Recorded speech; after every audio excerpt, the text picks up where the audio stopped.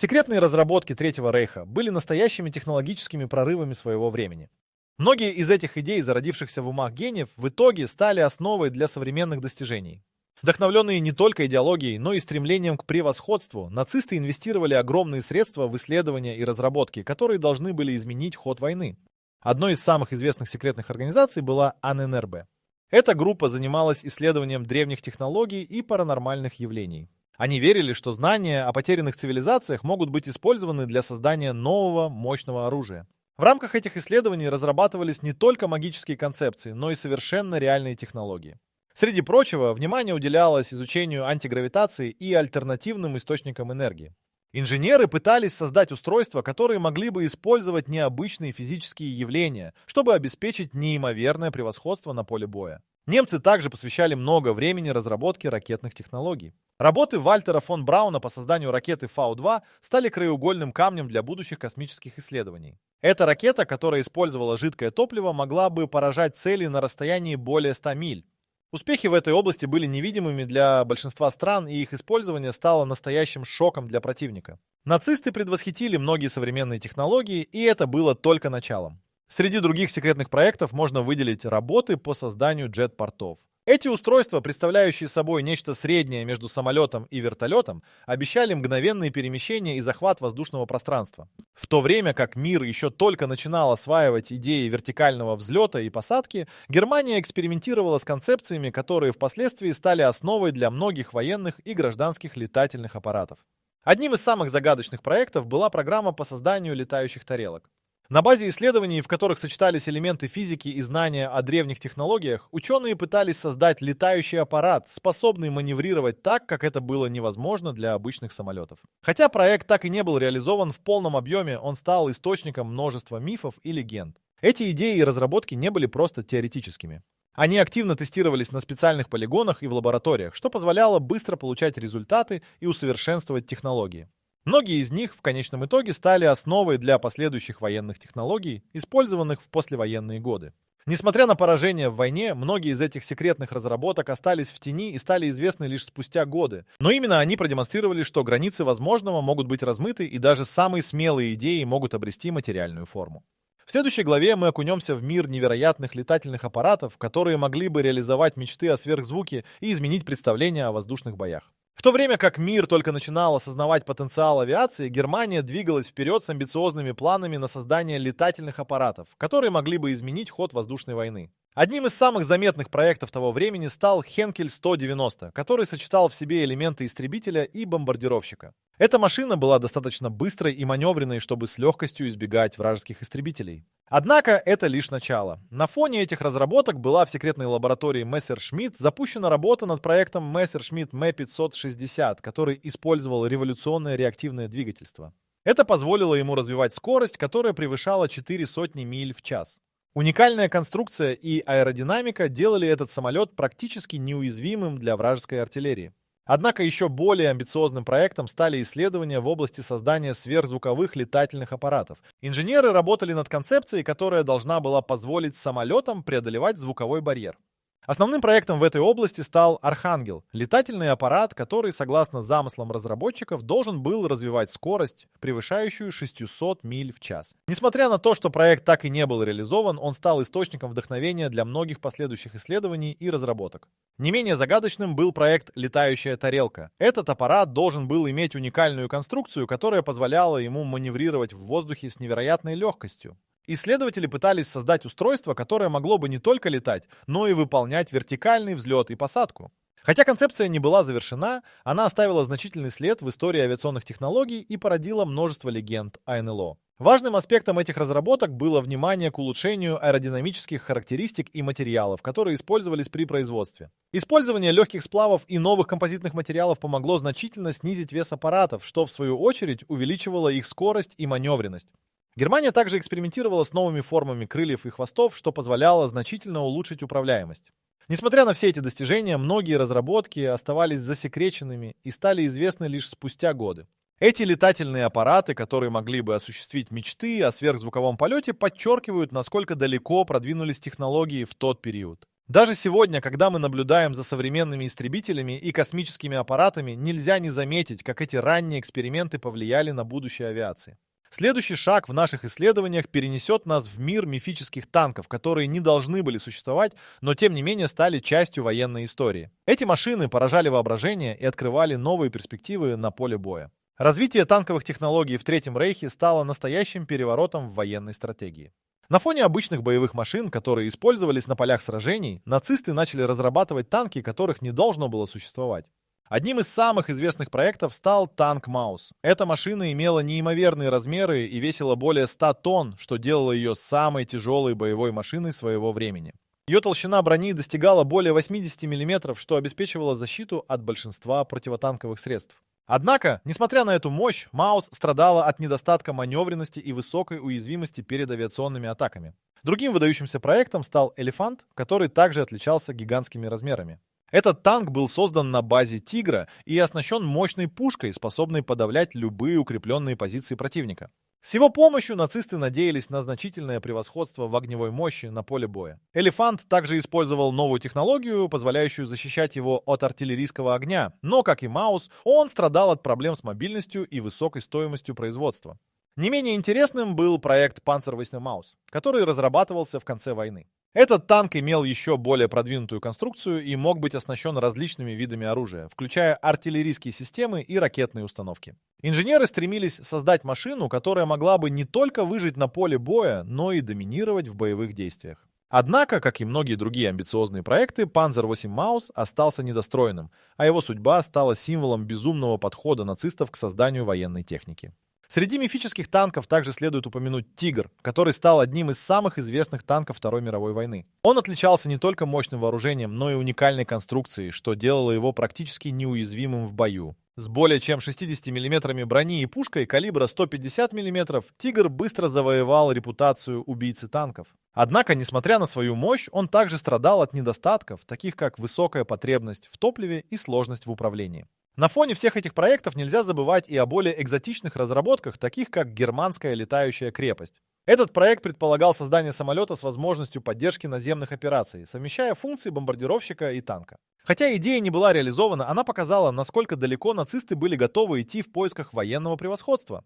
Эти мифические танки, хотя и не все были успешно реализованы, оставили мощный след в истории военной техники. Их разработки породили множество мифов и легенд, а также стали основой для будущих технологий, которые все еще используются сегодня. Таким образом, несмотря на то, что многие из этих машин так и не появились на поле боя, их идеи и концепции продолжают вдохновлять инженеров и военных стратегов по всему миру. Сейчас мы обратим внимание на лазерные технологии, которые также пытались разработать нацисты. Эти световые системы оружия обещали стать настоящим прорывом в военной сфере и изменили бы представление о современном вооружении. Тайны лазерных технологий, которые разрабатывались в Третьем Рейхе, до сих пор остаются загадкой для многих исследователей. Нацисты стремились создать новое поколение оружия, и лазеры казались им идеальным решением. Эти технологии начинали развиваться в 30-х годах, когда ученые начали экспериментировать с оптическими системами, способными генерировать мощные световые лучи. Основным направлением исследований стало создание так называемого лазерного оружия, которое должно было обеспечить непревзойденную точность и мощность в бою. Первым шагом к этой амбициозной цели стали исследования в области фотонной технологии. Ученые, такие как Генрих Карл Стерн, проводили эксперименты с различными источниками света, включая газовые и твердотельные лазеры. Несмотря на отсутствие необходимых материалов и технологий, они смогли разработать прототипы, которые в теории могли бы стать основой для лазерного оружия. Это была настоящая революция, способная изменить принципы ведения военных действий. Однако нацисты не ограничивались только теоретическими разработками. Они активно тестировали свои идеи на полигоне, где с помощью специализированного оборудования проводились эксперименты по созданию мощных лазерных лучей. Одним из таких проектов стал лазерный меч, который задумывался как система, способная поражать цели на расстоянии. Хотя это устройство так и не было завершено, оно демонстрировало, насколько далеко зашли идеи о применении света как оружия. Но, возможно, самым амбициозным проектом стала концепция солнечного пушки. Ученые экспериментировали с зеркалами и линзами, которые могли бы концентрировать солнечные лучи для создания мощного термального излучения. Это оружие, как ожидалось, должно было стать идеальным средством для уничтожения вражеской техники и живой силы. Однако сложность управления мощным потоком света и технологии, необходимой для его создания, оказалась слишком высока, и проект был заброшен. Также стоит упомянуть программы, связанные с использованием лазерных технологий в системах ПВО. Нацисты разрабатывали проекты, которые должны были интегрировать лазеры в артиллерийские установки. Эти системы могли бы обеспечивать поражение вражеских самолетов на больших расстояниях. Исследования в этой области привели к созданию нескольких прототипов, которые, как предполагается, могли бы изменить ход воздушных сражений. Хотя большинство проектов оставались незавершенными, они положили начало тому, что впоследствии стало основой для современных лазерных технологий. Разработки, начатые в это время, послужили основой для последующих исследований, и многие идеи, зародившиеся в тот период, были реализованы в нашей современной военной технике. Тем не менее, лазерные технологии Третьего Рейха не стали теми мощными системами, которые могли бы изменить ход войны. Они остались в тени, но их наследие продолжает жить в современных разработках.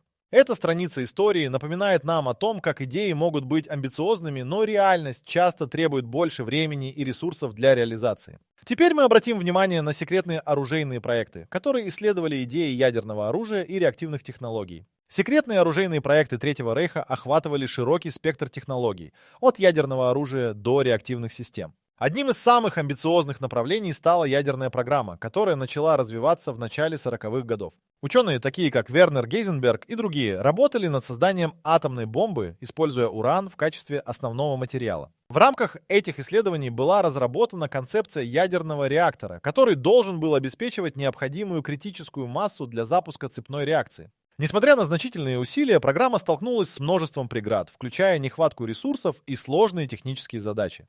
В то время как союзные державы также искали пути к созданию атомного оружия, нацисты не смогли реализовать свои амбициозные планы до конца войны. Однако их работы в этой области стали основой для послевоенных исследований и разработок, оказав значительное влияние на дальнейшее развитие ядерной физики. Не менее значительным направлением стали исследования в области реактивных технологий. Нацисты, осознав преимущества реактивных двигателей, начали активные работы по созданию реактивных истребителей. Проект Messerschmitt Me-400 стал одним из первых успешных образцов реактивной авиации, который мог развивать скорость более 400 миль в час. Этот самолет продемонстрировал, как быстро можно изменить правила игры в воздухе, заставив противника адаптироваться к новым условиям. Кроме того, в рамках секретной программы разрабатывались проекты, связанные с реактивным оружием. Одним из них стала концепция реактивной пушки, которая должна была использовать мощные реактивные двигатели для запуска снарядов на огромные расстояния. Эти системы обещали обеспечить невероятную огневую мощь и точность, что сделало их привлекательными для стратегического применения в бою. Тем не менее, не все проекты были успешными. Некоторые идеи оставались на стадии разработки и не были реализованы в полной мере. Например, проект Фау-3 предполагал создание реактивной ракеты с дальностью до 200 миль, но технические сложности и нехватка времени не позволили завершить его до окончания войны. Однако даже неудачные разработки стали основой для будущих технологий. Многие идеи, зародившиеся в эти годы, были впоследствии адаптированы и использованы в современных системах вооружения. Таким образом, несмотря на окончательное поражение в войне, секретные оружейные проекты Третьего Рейха оставили глубокий след в истории военной науки и технологий. Тем временем исследования в области оружия не ограничивались только ядерными и реактивными системами. Нацисты также работали над созданием различных видов обычного оружия, которые могли бы обеспечить преимущество на поле боя. Эти разработки, хотя и менее известные, не менее важны для понимания того, каким образом Третий Рейх стремился к технологическому превосходству. Теперь мы перенесемся в мир подводных чудовищ, где нацисты разрабатывали подводные лодки нового поколения, которые могли бы изменить ход морских сражений и обеспечить превосходство на воде. На фоне напряженных морских сражений Третьей мировой войны Германия разрабатывала подводные лодки нового поколения, которые обещали стать настоящими чудовищами подводной войны. Эти передовые технологии были направлены на то, чтобы дать нацистам стратегическое превосходство на морских просторах. Одним из самых известных проектов стала подводная лодка типа Тип-25, которая была запущена в производство в 40-х годах. Эти лодки имели революционную конструкцию, которая значительно улучшала их подводные характеристики. Тип-21 был спроектирован с учетом новых тактических требований. Он имел увеличенную дальность плавания и мог оставаться под водой значительно дольше, чем его предшественники. Конструкция с двумя корпусами позволяла улучшить маневренность и снизить шумность, что делало его менее уязвимым для противолодочных сил. Двигатель на основе электрической батареи обеспечивал возможность длительного подводного плавания, позволяя скрытно подходить к вражеским кораблям.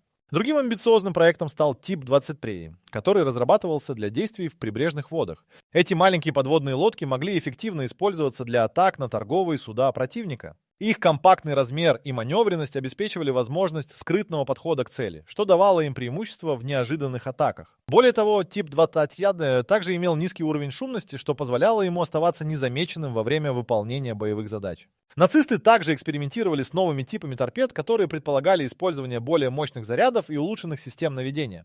Разработка так называемых торпед-убийц, которые могли бы поражать вражеские подводные лодки и надводные корабли на больших расстояниях, становилась приоритетной задачей. Эти торпеды могли развивать скорость до 30 узлов и обладали высокой точностью, что резко увеличивало эффективность атак. Параллельно с разработкой подводных лодок нацисты обращались к созданию подводных баз. Эти базы должны были служить для размещения подводных лодок и защиты их от атак противника. Строительство таких баз на удаленных островах позволило бы немцам организовать более эффективные операции в Атлантике. Однако, несмотря на все усилия, многие из этих проектов оставались лишь на бумаге. Важным этапом в развитии подводного флота стал проект «Меркурий», который предусматривал создание подводных лодок, способных не только выполнять боевые задачи, но и вести разведывательные операции. Эти лодки были оснащены современным оборудованием и могли передавать информацию о движении вражеских кораблей. Однако, как и многие другие амбициозные проекты, «Меркурий» не был завершен из-за нехватки ресурсов и времени. Тем не менее, разработки подводного флота Третьего Рейха продемонстрировали, насколько далеко нацисты были готовы зайти в поисках военного превосходства.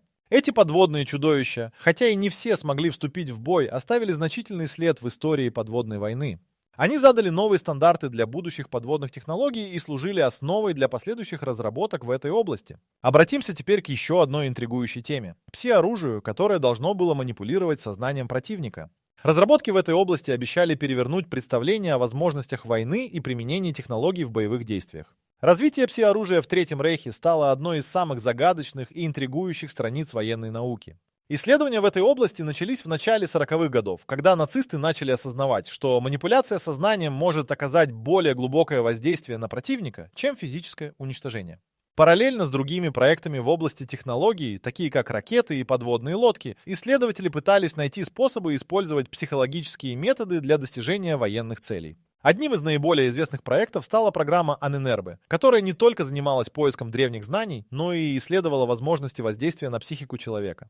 Ученые этой организации рассматривали различные методы, включая звуковые и электромагнитные воздействия, чтобы влиять на решение и поведение противника.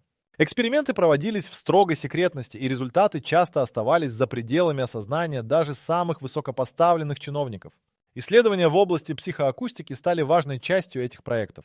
Ученые пытались разработать устройства, которые могли бы генерировать звуковые волны определенной частоты и интенсивности, способные вызывать чувство страха, паники или даже физическую боль у противника. Такие звуковые оружия должны были использоваться для дезориентации и подавления боевого духа врага, что, безусловно, могло бы изменить ход сражений. Научные работы также касались нейрофизиологии, и исследователи пробовали различные методы стимуляции мозга. Параллельно с этим возникла идея использования химических веществ для манипуляции сознанием. Нацисты изучали наркотики и их влияние на психическое состояние человека, что вылилось в проекты по созданию гипнотических препаратов, которые могли бы применяться в боевых условиях. Эксперименты с такими веществами проводились в лабораториях, и результаты часто были шокирующими. Важным аспектом исследования оказалась попытка создания системы контроля разума. Ученые работали над разработкой технологий, которые могли бы влиять на поведение людей, заставляя их подчиняться приказам, даже если они бы не хотели этого делать. Эти разработки были настоящей находкой для военных стратегов, которые искали способы использовать человеческий элемент в своих интересах, и над ними, как правило, работали лишь самые лучшие умы того времени. Среди самых амбициозных проектов можно выделить эксперименты, связанные с использованием электромагнитных полей для воздействия на сознание. Ученые пытались создать устройства, которые могли бы генерировать поля, способные вызывать у противника состояние ужаса или апатии. Эти исследования изучали различные параметры, такие как частота и мощность излучения, и довольно быстро привели к созданию прототипов. Несмотря на все эти усилия, многие проекты оставались незавершенными из-за нехватки ресурсов и времени. В конце концов, даже самые многообещающие идеи так и не нашли своего применения на поле боя. Однако они стали основой для дальнейших исследований в области психологии и нейронауки, оставив заметный след в истории. Исследования в области пси-оружия Третьего Рейха, хоть и не принесли ожидаемых результатов, продемонстрировали стремление нацистов к инновациям и поиску новых методов ведения войны. Эти технологии, которые должны были манипулировать сознанием противника, предоставили бы уникальное преимущество на поле боя, если бы были успешно реализованы. В В следующей части нашего исследования мы обратим внимание на искусственный интеллект, который стал предшественником современных технологий и оставил свой след в военной стратегии. Вторжение Третьего Рейха в мир новых технологий не обошло стороной и область искусственного интеллекта.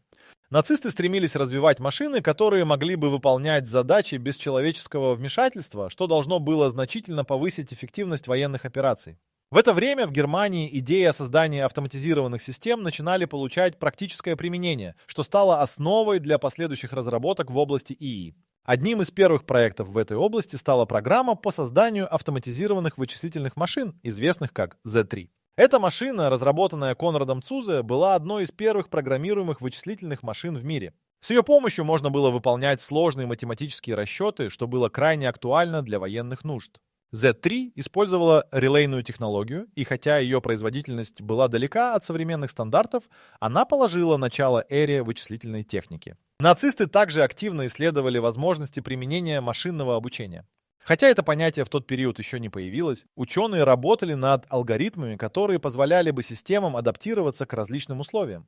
Например, в рамках военных исследований разрабатывались системы анализа данных, которые могли бы обрабатывать информацию о передвижениях противника и предсказывать его действия. Эти системы использовали математические модели для обработки больших объемов информации, что позволяло военным командирам принимать более обоснованные решения. Важным направлением стало и использование первых форм нейронных сетей. Ученые пытались создать модели, которые имитировали бы работу человеческого мозга. Эти эксперименты проводились в строго секретных лабораториях, и результаты их работы оставались неизвестными для внешнего мира. Однако концепция нейронных сетей уже тогда начала обретать форму, хотя применение этих идей в военной сфере оставалось ограниченным. Среди других проектов можно упомянуть разработки по созданию автоматизированных артиллерийских систем, которые могли бы самостоятельно определять цель и открывать огонь без участия человека. Это оружие должно было существенно увеличить огневую мощь и снизить потери среди личного состава. Ученые работали над созданием прототипов, которые могли бы использовать системы наведения на основе анализа данных о поле боя.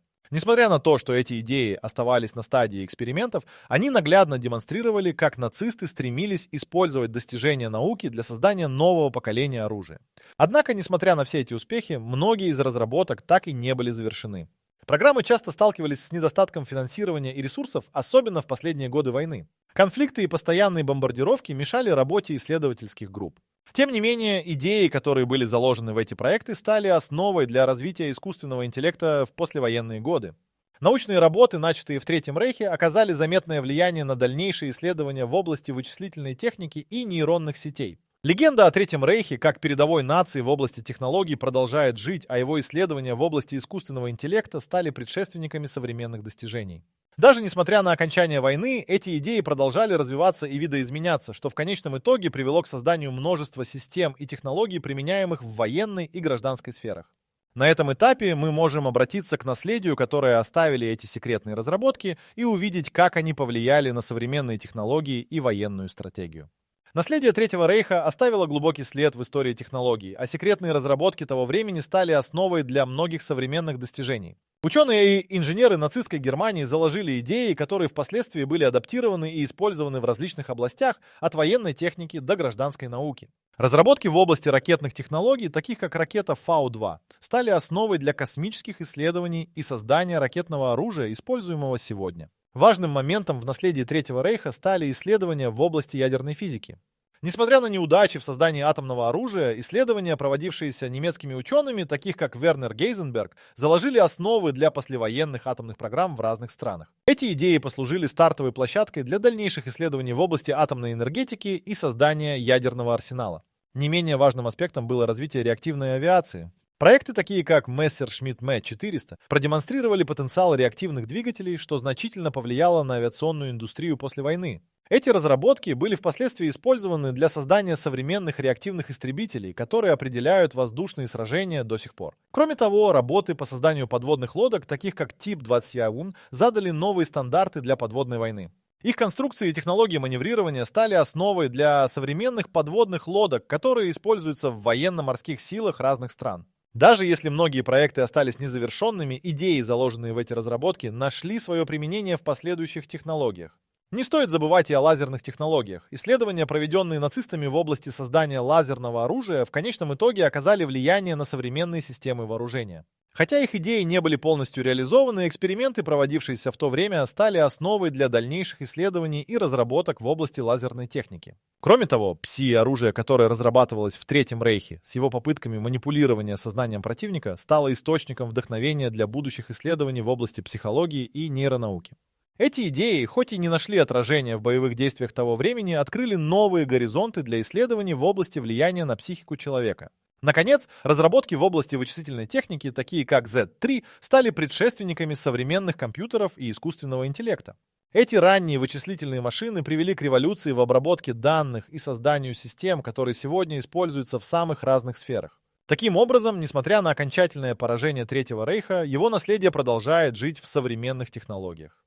Секретные разработки того времени не только изменили представление о возможном, но и продемонстрировали, как инновации могут повлиять на ход истории. Эти достижения стали основой для многих современных технологий, которые мы используем сегодня, и их влияние на науку и военную стратегию нельзя переоценить.